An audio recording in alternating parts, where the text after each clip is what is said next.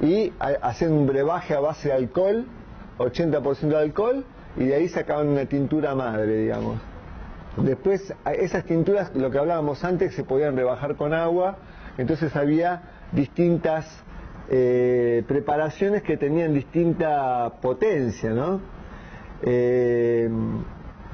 Hubo un médico que se llamó Reynolds a mitad del siglo XIX que le dio a la reina Victoria de Inglaterra, entonces se hizo muy famoso también porque la reina sufría de dolores menstruales, entonces los famosos menstrual cramps.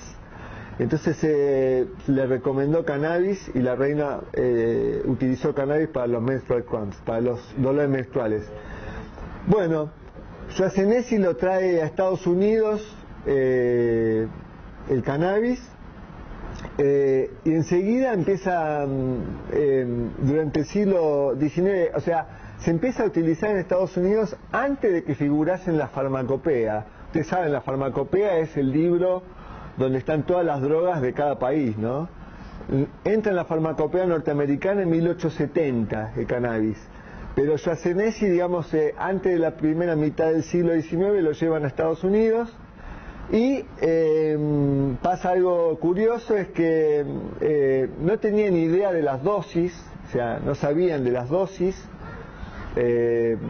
porque el agente activo del cannabis se descubre en los 60, un médico israelí que se llama Rafael Maucholán descubre el principio activo del cannabis, que es el THC. O sea que en el siglo XIX los médicos no sabían en realidad de las dosis. ¿Y qué pasaba en esa época con la farmacopea, con la medicina? ¿Qué pasaba? Eran boticarios, o sea, cada pueblo tenía un boticario y el boticario tenía unos frascos especiales que hacía sus propias mezclas y las sacaba, por ejemplo, en la farmacopea norteamericana figuraba cómo hacer la tintura, ¿no? Por ejemplo. Entonces cada uno tenía una receta de cómo hacer la tintura, agarraba y la hacía piacere, digamos. No había una estandarización o una regulación de cómo hacer un medicamento que después iba a ser masivo, ¿no? Que eso es la verdad que nos llama también la atención, cómo los médicos del siglo XIX sabían muchísimo más, pero muchísimo más del cannabis que los médicos de hoy en día, del siglo XX, ¿no? Por la prohibición, porque no estaba prohibido. Algunos autores son audaces, ¿no?, en la aseveración de lo que era el cannabis en el siglo XIX. Algunos dicen el cannabis como medicamento. En el siglo XIX fue como la penicilina del siglo XX. Dicen. Entonces, bueno, los boticarios hacían su propia, cada uno hacía casera, casi en forma casera, se puede decir. Los boticarios hacían este remedio, ¿no? Los mezclaban con otras sustancias más. Ahora vamos a ver las etiquetas que estábamos viendo antes, nos podemos detener en alguna y ver qué sustancias también tenían. Se calcula que más o menos el 8% de todos los medicamentos que se utilizaban contenían cannabis. Y también se calcula que fue la segunda y tercera droga más prescripta médicamente en todo el siglo XIX, después del láudano, ¿no? El láudano era a base de opio, porque tenían la guerra, estamos hablando del siglo XIX, en plena guerra civil norteamericana, ¿no? Así que bueno, fue masivo el uso de estas tinturas. Por ejemplo, Jack dice en su libro, ¿no?, El Emperador, dice: para hacer una tintura madre de cannabis se utilizaba lo que un fumador neoyorquino crónico de cannabis utiliza en un mes, se utilizaba para hacer un frasco de tintura madre y para darle a un chico, dice, para darle varias gotas a un chico o a un viejo, dice. Nos parece increíble, ¿no?, que tanta cantidad. Bueno, y esto de los boticarios es, uno se hace imágenes, ¿no? Por ejemplo, hay un autor que se llama, el doctor, bueno, ahí me va a salir, que describe lo que pasaba, por ejemplo, en el centenario norteamericano, 1876, ¿no? 100 años de la independencia norteamericana. Greenspoon es el médico, ¿no?, que es muy conocido en el ambiente canábico, y él hizo un informe para la DEA, ¿no?, discutiéndole a la DEA la prohibición, porque la DEA lo que argumenta es que el cannabis no tiene ningún uso ni industrial ni médico, ¿no es cierto? Que no tiene ningún uso, que no tiene ningún valor y que por eso está prohibida. Entonces este médico que se llama Greenspoon hizo un informe y le pelea a la DEA cada argumento, y él describe, ¿no? Describe la festividad, la gran fiesta del centenario norteamericano. Dice, en 1876 se cumplían los 100 años de Estados Unidos, la declaración de la independencia norteamericana, y hubo una gran fiesta en la ciudad de Filadelfia, ¿no? Entonces él dice, los boticarios de Filadelfia que expusieron ahí tenían decenas de libras de hashish puestos en exhibición, ¿no? 1876. Después hay algunos escritos que son muy curiosos. Por ejemplo, también en la misma década, o 1880, por ejemplo, ligas de amas de casa de Nueva York que hablan a favor del cannabis en contra del alcohol. Dicen, mejor que los hombres consuman cannabis porque se ponen menos violentos, menos apacibles, ¿no? que con el alcohol. Estos son documentos que existen de verdad, ¿no? Después, por ejemplo, los turcos tenían en la ciudad de Nueva York unos 200 especies de coffee shops. A finales del siglo XIX había 200 lugares donde se podía ir a consumir hashish, ¿no? Que eran abiertos. Hay un autor que se los quiero comentar, que figura ahí en la pantalla, FitzHugh Ludlow, también conocido como FitzHugh Ludlow, que en realidad es un clásico, ¿no? Es un clásico de los comedores de hashish, que él hace toda una descripción del mambo que experimenta comiendo hashish. Él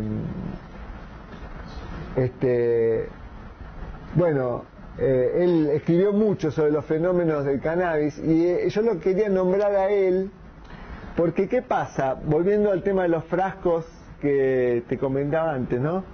¿Qué pasa con este señor? ¿Qué pasa con los frascos? Porque, digamos, hasta 1850, el frasco valía más que el contenido. Se calcula que un frasco de vidrio, ponerle antes de 1850, valía 2 veces el valor que el contenido de lo que ibas a comprar. Entonces la familia no es que compraba otro frasco cada vez que iba, llevaba el frasco viejo, ¿viste? Vos llevabas el frasco viejo y el boticario te lo cargaba con una receta que él ya venía haciendo desde antes, ¿no? Pero ¿qué pasa? Vieron las anotaciones médicas, ¿no? Yo no soy médico, ¿no? Ustedes saben, ¿no? Pero hay anotaciones médicas de la época, ¿no? Por ejemplo, los escritos médicos. Dice, sobre el cannabis de todo ese periodo, pongámosle 60 años del siglo XIX, 1840 al 1900, hay 2000, más o menos 2000 papeles escritos por médicos, ¿no? Del cannabis, con casos de envenenamiento, dice, ¿no? 24 casos, dice, de envenenamiento por cannabis.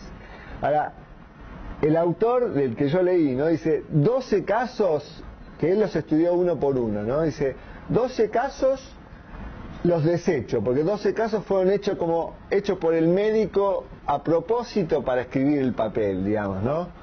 Como sabiendo que te vas a intoxicar, tomar doble de esto, a ver tus efectos, entonces ahí escribe el papel, digamos, como que es como una falsedad, es como, en realidad lo hizo a propósito para escribir el papel. De los otros 12, todos son por exceso en la ingesta, ¿no? de cannabis, porque lo que habíamos dicho antes, no había control sobre las dosis porque no se sabía con exactitud el agente activo. El agente activo se descubrió en el siglo XX, ¿no? Pero lo que empieza a pasar es que empieza a haber más tecnología y los frascos que se hacían soplados, en el vidrio, se empiezan a utilizar con moldes. Entonces, las razones por las cuales estos casos de intoxicación, ¿no? Es curioso porque los casos de intoxicación, primero que nadie nunca se murió, y los casos fueron porque estos boticarios que al principio hacían esto en forma casera, no tenían ya control acerca de las dosis, entonces se iban de mambo con el preparado. de una partida a la otra, una partida era mucho más fuerte que la otra. Entonces, ¿qué pasa? Gente como este señor, que era un conocido consumidor de cannabis, dice, no, hay que consumir marcas registradas que tengan cierta seriedad y que tengan algún testeo de tipo fisiológico, algún testeo de uso, porque no puede ser, porque los 12 casos estos de envenenamiento que hablábamos, que figuran en los papeles, son por gente que ingirió de más, ¿no? Entonces, este señor, que este autor, que era un conocido consumidor de cannabis, empieza a decir, no, hay que consumir. Él, por ejemplo, se consumía una marca que se llamaba Nueva Líbano, que lo traían al hashish de Medio Oriente, ¿no? Que era la mejor calidad. Siempre lo de mejor calidad fue lo traído de afuera en ese momento.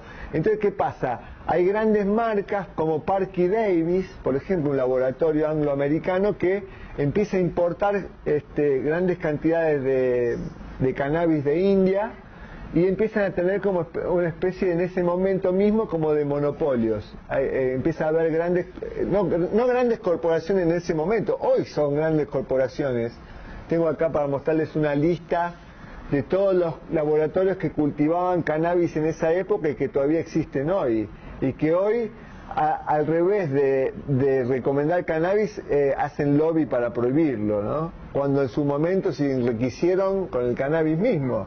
Porque Parky Davis, por ejemplo, es el primero que vende el cannabis testeado, porque había quejas de estos 12 casos que les cuento, de estas 2 docenas de casos que les cuento, por envenenamiento. Entonces Parky Davis lo que hace es, los pruebas con perros. Lo prueban con perros hasta que el perro caía desmayado, nunca se murió ningún perro, pero lo testeaban con perros. La empresa Abbott, por ejemplo, testeó con ratones y con conejos también. Dice que se le murió un conejo. Bueno, tampoco está muy cierto que haya sido cannabis solo. Pero bueno, esta es la forma que empiezan a tener más seriedad las etiquetas, que es la gran importancia, porque después de que Parky Davis empieza, por ejemplo, el cannabis es el primer elemento en el cual se pone fecha de vencimiento. Es el primero en Estados Unidos, los medicamentos que tiene fecha de vencimiento, ¿no? Bueno, y la situación empieza a cambiar. ¿Por qué? Porque la gente común empieza a sospechar del boticario y dice, no, el boticario entonces el boticario empieza a ser un revendedor de las grandes corporaciones, ¿no? de frascos de cannabis. Empieza a ser solamente un mero revendedor. Los que toman la posta son los grandes laboratorios. Lilly, Parky Davis, Abbott ya existían en ese momento y comercializaban el cannabis.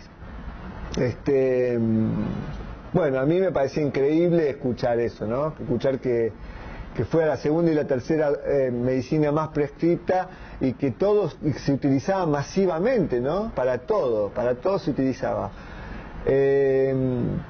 Bueno, vamos ya entrando al siglo XX, donde sigue esto, ¿no? Sigue la década del 10 y del 20, empieza...